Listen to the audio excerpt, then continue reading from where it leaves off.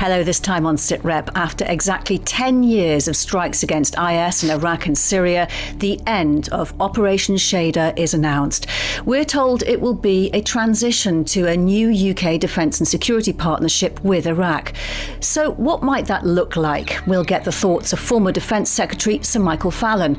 Also on Sitrep. The very fact that NATO has a force in Kosovo 25 years after the end of the conflict, it's a sad fact that we need that force. But we do need the force to honour the terms of the United Nations Security Council resolution. We're with British troops who've helped NATO achieve a milestone moment in the Balkans. And how well armed is Iran? And what does that tell us about the risk of wider conflict in the Middle East? Sitrep with Kate Gerbeau and Professor Michael Clarke. Operation Shader was always part of the US-led Operation Inherent Resolve, the global coalition against the Islamic State terror group. And it's not just been about RAF airstrikes, it's also been about the army training Iraqi troops on the ground in their own country. Mike, what do you make of this decision to draw down Inherent Resolve and with it Op Shader? Yeah, well, partly I think it's a reflection of the fact that we're in the throes of a defence review. I think we do understand that we are having to rethink our strategic priorities because of our European commitments, and you can't keep doing these things forever. So I suspect that this is part of a drawing in of horns as we rethink our strategic future for the next 10 years. But it's an American-led decision. It is, and we have to stick with the United States, and that's part of our thinking. If the Americans make their decisions, then we try to stay in lockstep with them, although, of course, we try to follow our own interests. But that's always the reality of it, is that we don't tend to do these things independently unless we're prepared to commit rather more resources to them than we have. Well, we're extremely pleased to be joined by the man who was Defence Secretary when Operation Shader was launched and oversaw it for more than 3 years, Sir Michael Fallon. Sir Michael, welcome to Sitrep. Great to see you again. Can we just reflect for a moment on the scale of Operation Shader and the job that's been done? Well, thank you for the invitation. It is worth pausing and looking back at Shader. It was an enormous operation in terms of scale. I don't think the RAF, for example, has been engaged in that kind of operation since the end of the Second World War, with the intensity of the airstrikes that were flown. The army, of course, was massively engaged in training the Iraqi army, and the Navy was involved as well, helping to guard the French and American carriers that were in the Gulf. So all three services were committed. It probably took far longer than we originally envisaged, but we were trying to do something very difficult, which was to go back into the Middle East and to push Daesh out of both Iraq and Syria. So is this the right time to end Shader and Inherent Resolve? Well, I think you have to draw a line with these particular operations. And, there's no doubt that Daesh has been pushed back, certainly in Iraq. And although Iraq is fragile, it remains a democracy. It has a working parliament and government. And there's always the danger of Daesh reviving. There are still terrorist pressures there. Syria, of course, is not resolved. But I think there comes a point where you do have to draw a line, and I'm afraid it's inevitable that attention then focuses elsewhere, and of course is focused on other bits in the Middle East as well as on Ukraine. Indeed. And Mike, the announcement says IS is territorially defeated. Do you see it that way? Yes. Like all of these things, as Sir Michael said, you look at Al-Qaeda or Al-Shabaab, Boko Haram, Daesh, Islamic State. The idea doesn't finish because we live in a world in which these ideas are still flourish to some extent. And so you don't completely eliminate these barbaric groups, but you can stop them having any strategic effect. When IS took over a huge swathe of northern Iraq and parts of Syria and they established themselves as a caliphate, that was strategically significant. And it was an evil empire, an operation that needed to be dealt with, and it has been dealt with. So yes, IS still exists and it will pop up elsewhere, but in ways that so far are not strategically significant. And that was what Op Shader was all about. And you can't keep on doing it forever, particularly at a time when we're rethinking our defence policy to address more immediate European concerns. So yes, it's appropriate that we leave it alone for now and concentrate on what is strategically most important to us. And so, Michael, you became Defence Secretary just after that caliphate was declared, didn't you? Are you worried that this now will give IS space to return?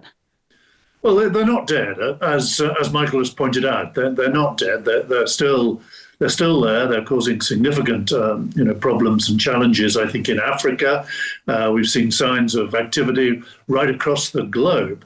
But the immediate threat to the stability of Iraq has certainly receded, and to that effect, I think Operation Shader, can be chalked up as a success. Not least because it followed, of course, on a series of much more controversial interventions in the Middle East, and there was a very real sense that summer of, do we really have to go back in all over again? And in the end, we decided we did. Strategically, Michael is right about that, but also because there was a very direct threat to us. There were British hostages being slaughtered. There was a very direct terrorist threat to our cities and other cities in Western Europe. So Michael, how do we address the risk of them returning, though? Well, we started towards the end of the coalition thinking hard about this, how we could pool more intelligence, how some of the techniques that we used alongside Shader to disrupt financing, for example, how some of those could be applied more widely by other countries. And that's why I think, one of the most important things of Shader was the fact it was not just us and the Americans and a few Europeans. By the end, we had, 60, 70 countries in the coalition, all helping in different ways and all understanding that if this threat was not neutered in Iraq and Syria, it could spread very easily. And that some of the things we learned during Shader and Inherent Resolve, were techniques that were going to be needed elsewhere. Mike, it's tempting to look and compare with announcing the end of operations in Afghanistan and how that turned out. But I guess you can't just suddenly end things unannounced.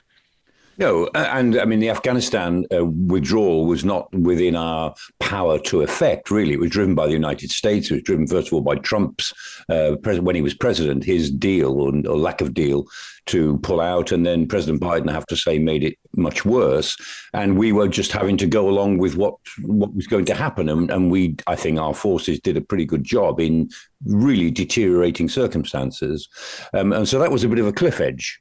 This is different. And I mean, this is a more orderly, obviously it's an orderly process. And I think it's a sensible strategic reorientation in terms of what the threats are and what our strategic judgment is. And I think that's, really quite important. And I have to say, I mean, I'm not thinking about party politics at all, but I mean, I pay tribute to British defense secretaries over the years who very often, we take the heat. We and the Americans are often regarded as the ones who are, doing controversial things. We're muscular, but actually we lead big coalitions, or the Americans lead them, and we line up. And it's the same in the Red Sea. They say Britain and America hitting the Houthis as if somehow this is our personal post-colonial, knee-jerk reaction. But actually, we were leading a coalition of more than 12 nations who are trying to do something about the Red Sea. And we're the ones who line up and take some of the heat. And I think, Sir Michael was one of the defense secretaries who took a fair amount of heat when he was doing that job for being muscular in the reactions. We were quite muscular that summer. There was a lot of fatigue about the Middle East. We had Russia to deal with when it came to that NATO summit that September in Wales. And we were all concerned about whether our response to the invasion of Crimea and so on was strong enough and what we were going to do about it. And there was a certain element of fatigue. And I think, we and the Americans, did start this whole operation by encouraging a small group, which became a bigger group, to understand that we really had to do something about this. The other key difference, if I may, with Afghanistan was our understanding right from the start that we weren't going to do the fighting on the ground, that this was actually going to be a very different campaign. Now, we started in Afghanistan, but then said we wouldn't be fighting ourselves. Here we said right from the beginning we would not be putting our own troops on the ground. We would be helping, of course, from the air. We would be helping with intelligence. We would be helping with training. But the fighting in the end had to be done by local troops with the support of the local population.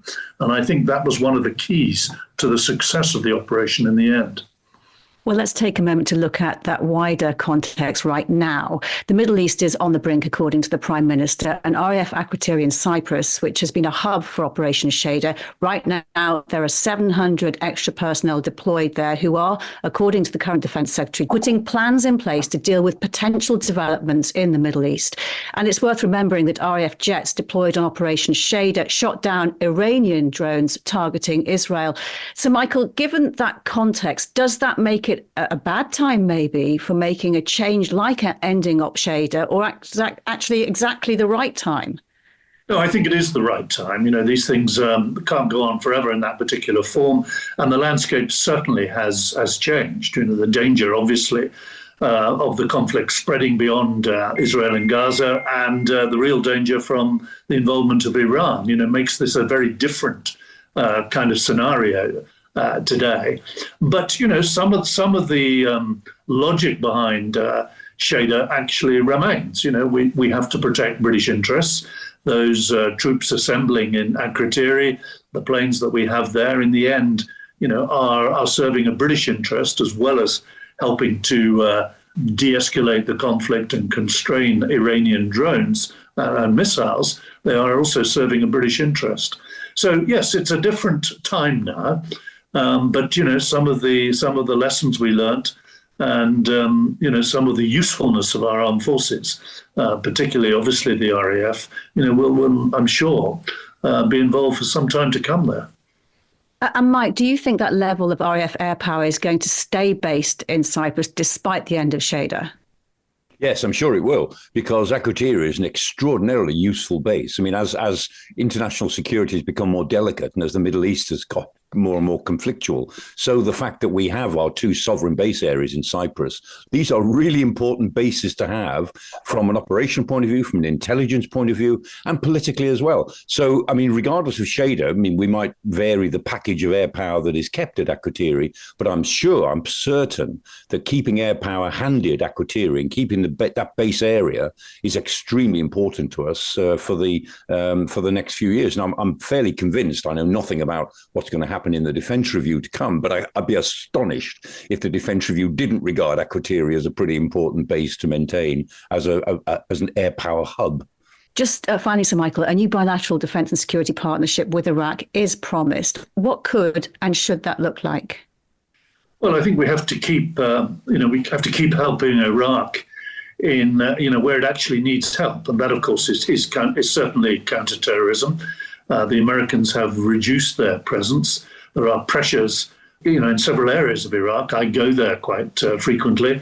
There are pressures, obviously, on the current government, and I think we have to show that we are standing by Iraq, however fragile that democracy is. We're ready to help where we are, where we really do have a skill set to offer, and a lot of that is in counterterrorism. A lot of that is in intelligence, and we're not going to falter now and let Iraq, teeter, if you like. In fact, if you look back now, I think Iraq has actually been one of the more stable places in the region, and you wouldn't have said that 10 years ago. Yeah, you say it shouldn't let Iraq falter. What about the training mission? Should that be maintained, do you think? To the extent that they want it, yes. I mean, there is some debate in Iraq now, particularly about the American presence. And I think, we've always made it clear that we are there at the request and with the support of the Iraqi government. And I think those are really the two key conditions. If they're not met, then, our commitment is not welcome. So that's the key, really. For as long as the Iraqi government feel they need our support and welcome it, then we should continue. So, Michael Fallon, great to speak to you. Thank you so much for your time. Thank you. We'll return to what's happening in the Middle East in a bit, but let's just bring in BFBS Forces News reporter James Wharton. You may remember we spoke to him when he visited British soldiers supporting the international training mission for Iraqi forces last year. James, welcome back. What did you see and what was your impression of the security situation when you were in Iraq last year? What struck me when we got to Iraq last year was I was surprised. I was surprised by what I saw. I think when we hear that British soldiers are deployed in northern Iraq and they're there in a training capacity, I think we tend to get the impression that they're very much behind the wire and they're away from harm. When we got there, we saw something quite different. So we saw a company of British infantry personnel, and their role was to support officials, multinational officials who contribute to the mission in Iraq and Syria. It was to escort those people as they go about their business in northern Iraq. So that entailed these soldiers deploying on the ground daily, conducting armoured vehicle patrols, sometimes airborne movements in helicopter, and taking these officials into areas where there could be, and there certainly has been in the past, problems for coalition troops in the past or soldiers wearing different uniforms. And when they did those activities, they were heavily armed and they were in a posture that clearly suggested to me that they were ready to respond to security incidents should they occur. And James, from a practical point of view, how reliant was that whole training setup on the US? And is it that US training infrastructure, or is it tied to the operational US military presence on the ground, which we're told is being withdrawn? Yeah, so some reflections on that. The multinational mission in theatre is made up of more than 80 nations. And when you're walking around these bases, we were in Erbil, you get a real flavour of that. You see all these different uniforms, all these different military personnel from around the world who've come together to conduct their part in the mission that is Operation Inherent Resolve, which is the American name for the operation. But you cannot get away from the fact that there are more Americans than anybody else. And we were just next to the runway in Erbil, and every 10 or 20 minutes another aircraft would land or take off, and they always tended to be American. So yes, it's multinational, but you just couldn't get away from the fact that this was a heavily American mission and centered around them. And Mike, do you think it is possible that we could continue to have British forces in Iraq to train the country's troops if the US presence is much smaller? That's a difficult decision for the Ministry of Defence to take. At what level do we say this is impractical from our point of view? And James is absolutely right. When you look at these big multinational missions, in Afghanistan, they used to call them the coffee promenaders, in that at the headquarters there were people from lots of different nations. They were parading around drinking coffee all day, and there weren't many contingents who were actually doing things. And one of the points is that this is the way the Brits always are. We're the ones who go out and do things. We're the ones, or our forces, are the ones who do the close protection, who actually do the work and put themselves in a certain amount of danger. I mean, the Brits are never coffee promenaders, but lots of other nations that want to be associated with these things are, and they have a small liaison group, and they don't achieve anything very much, really. I don't mean to be rude to our allies, but that's the way it is in some of these big operations. And the point is, for as long as we are there, we will always tend to be very practical and do real things. And that, of course, without a big American presence, we sometimes lack the enablers to do that. So as the American presence runs down, then we have to consider, we can easily become a coffee promenader, but what would be the point? If we can't do something practical, don't stay. So, James, we actually brought you in today for an entirely different reason, didn't we? You've been on your travels again, and this time to Albania to witness British troops making a moment of history. Tell us all. Yes, I'm just back from Albania, and I was there to see personnel from the British Army contributing to what was a historic moment, a milestone moment as it was referred to me. And NATO last week opened what they've called Corridor 8.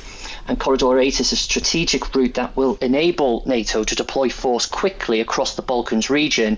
And it's effectively a convoy route, a series of highways that the NATO forces, armed forces personnel can use. And it connects the Adriatic Sea to the Black Sea. So it spans that entire part of southern Europe. It's a route that's about 650 miles long. And as I say, it enables NATO to get force across the region quickly and effectively. So I was there last week and I saw soldiers from the 1st Battalion Royal Yorkshire Regiment prove the route, which was the term they gave it. It was the first time a large body of personnel and vehicles were going to deploy onto this route and to test it, to test how the vehicles can maneuver around it. They didn't stop the traffic from the civilian vehicles and wider population of these regions that needed to use those routes too. They just had to get on with it.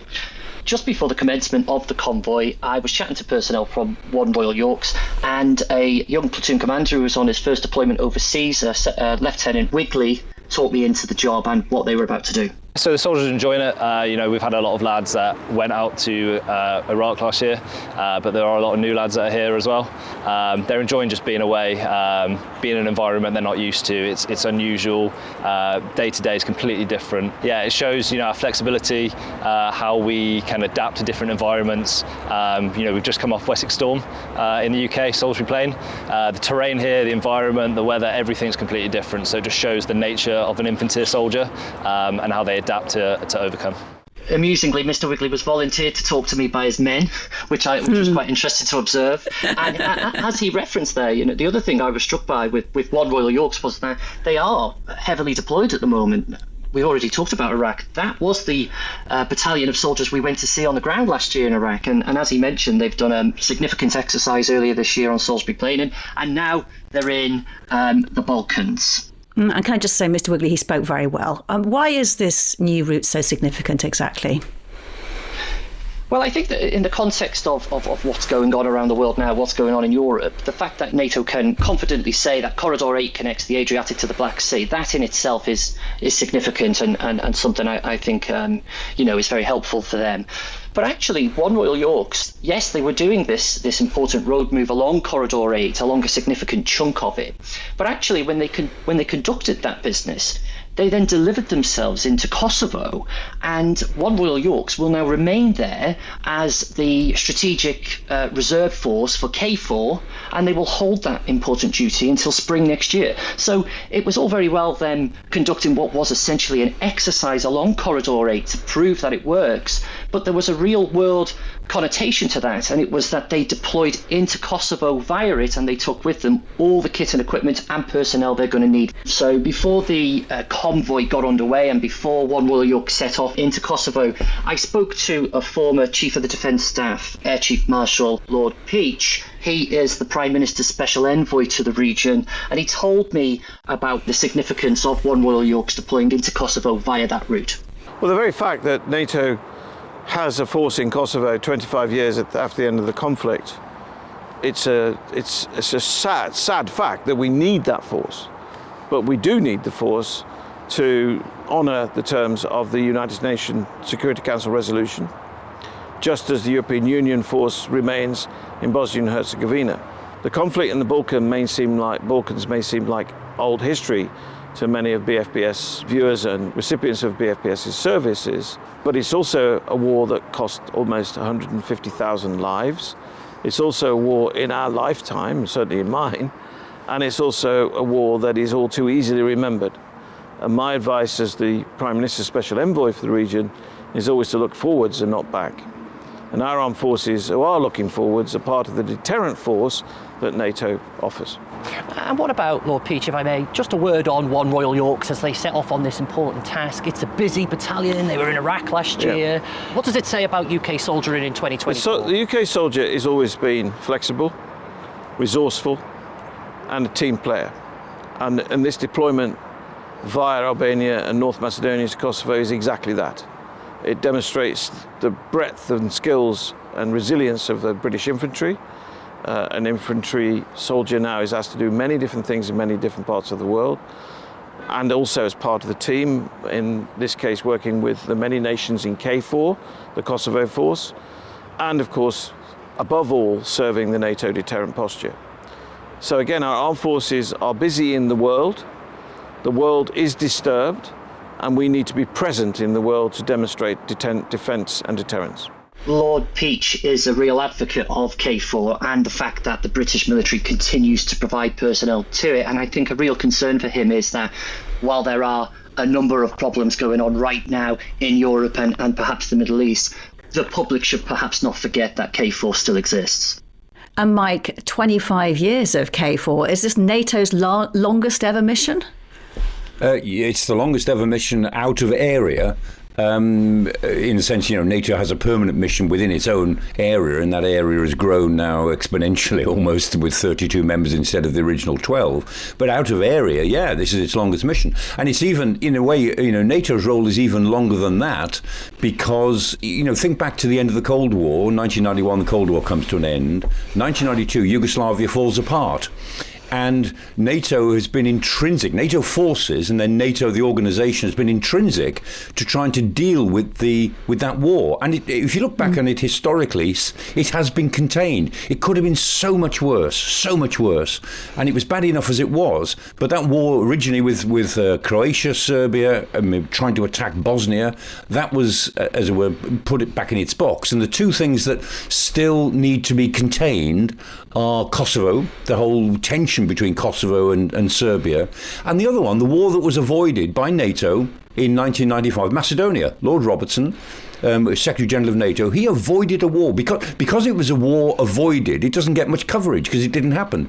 But NATO, first of all, stopped a war in Macedonia, nipped it in the bud with excellent quick action, contained the Kosovo problem, which could have gone right through the rest of the Balkans, and had its presence sort of hover over the other parts of former Yugoslavia that were disintegrating. So I think history will judge NATO's role in the disintegration of former Yugoslavia very favourably. I mean, the end of the Cold War could have been so much worse, both in the Baltics and in the Balkans. And the fact that we, as it were, got away with it as smoothly as we did over a period of 20-odd years is in no small measure due to the effectiveness of NATO. And James, what will the soldiers of One Royal Yorks be doing for their part of KFOR over the coming months then?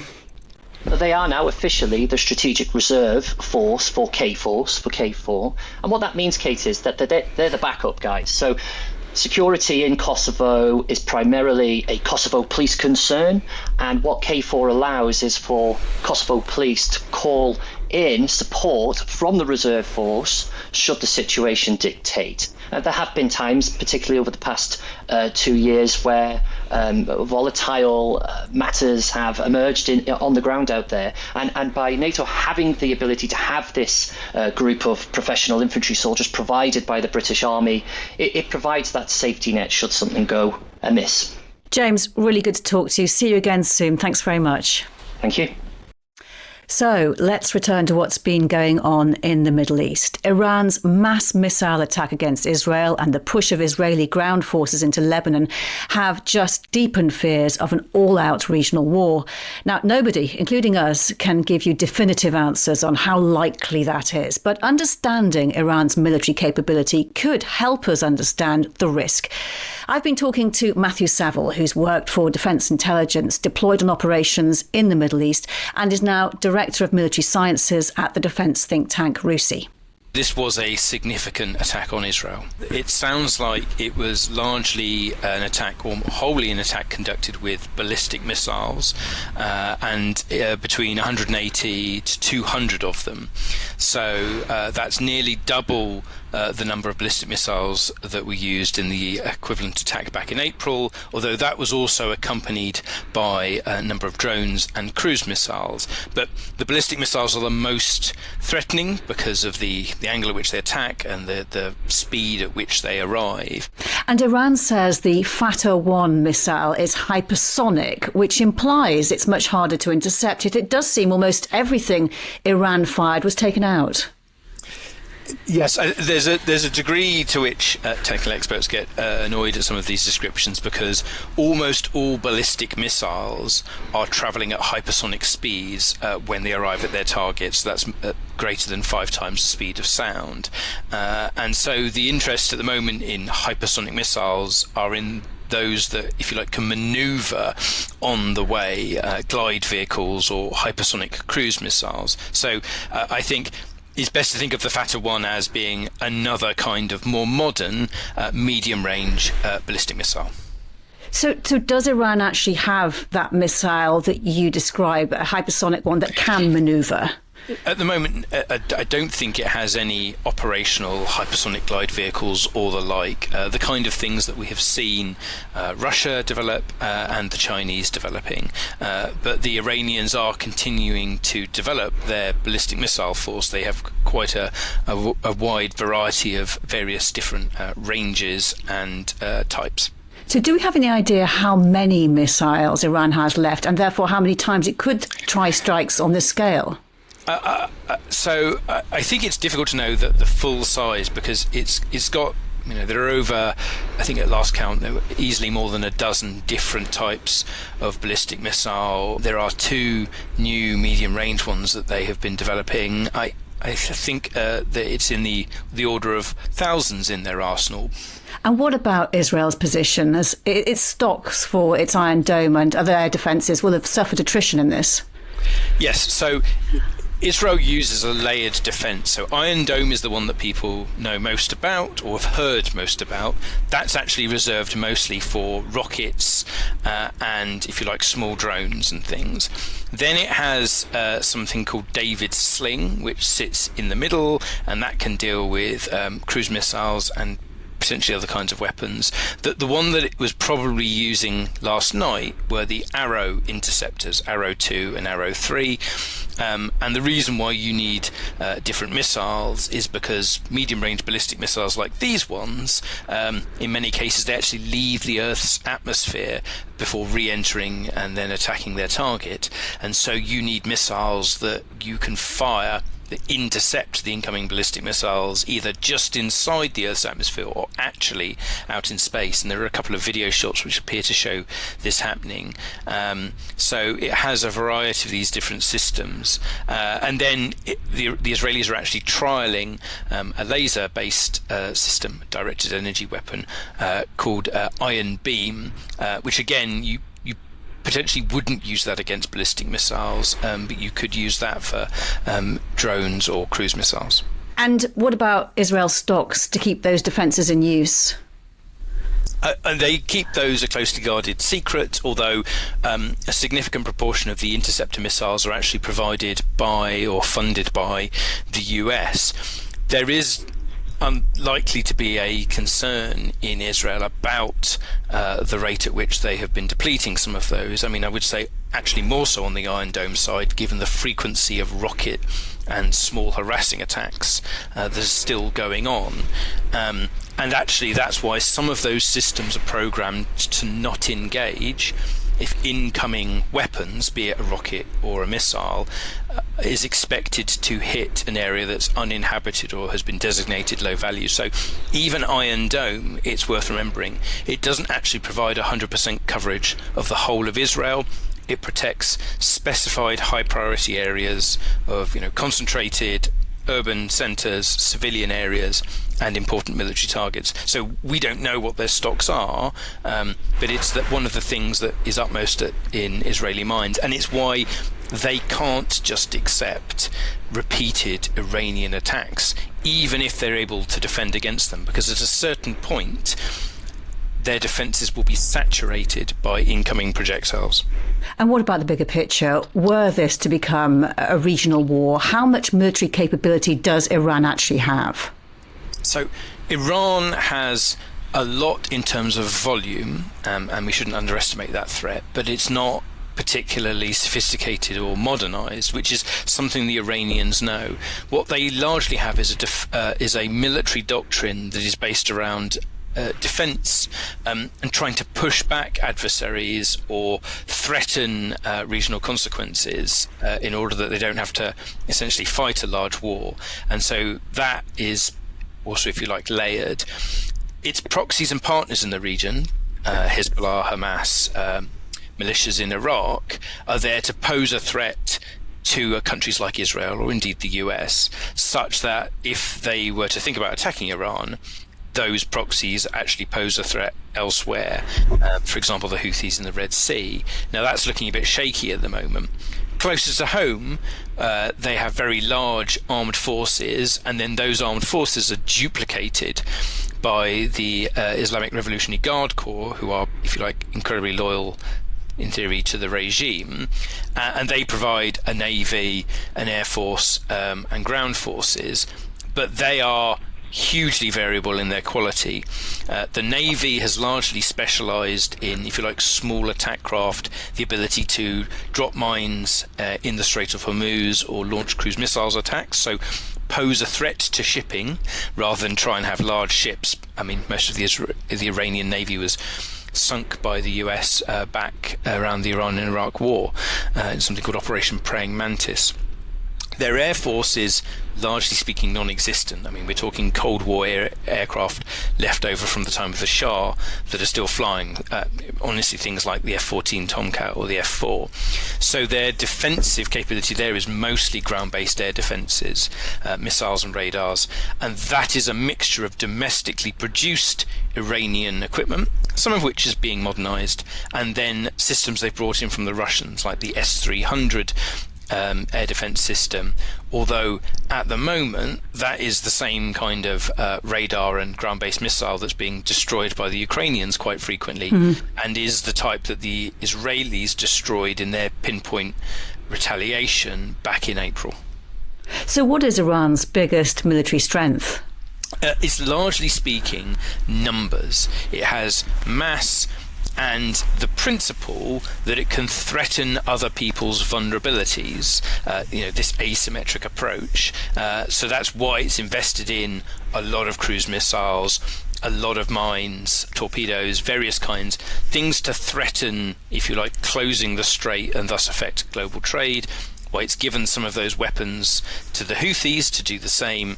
And then, as I said, in theory, militias with drones and rockets to threaten Western forces in the region or the Israelis at a distance. But that last part of the strategy is now looking shaky because those proxies have, if you like, added a liability to the relationship by entangling them potentially in a confrontation with Israel. And what is its main military weakness?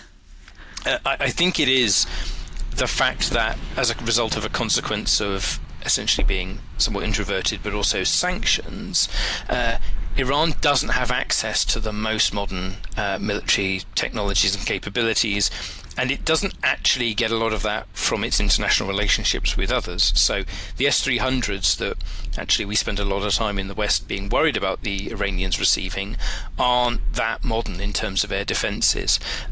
They've in theory got a deal in place with the Russians to buy in new modern combat aircraft, but they've only received the trainer jets so far. In spite of their developing relationship with the Chinese, they haven't got access to the latest, if you like, Chinese technology, ballistic missile guidance systems, all of those sort of things, although there's always the danger of proliferation there. So their problem is that they have a lot of things where they are trying to develop stuff on their own or retrofit stolen or acquired technology into something. But they're operating at an enormous technological advantage. The Israelis are the best example of that. Really interesting to hear your thoughts. Thank you, Matthew Saville. That was really interesting.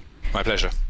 Mike, Matthew's analysis suggests that Iran is no match for Israel. Is that how you see it? And should that reassure us?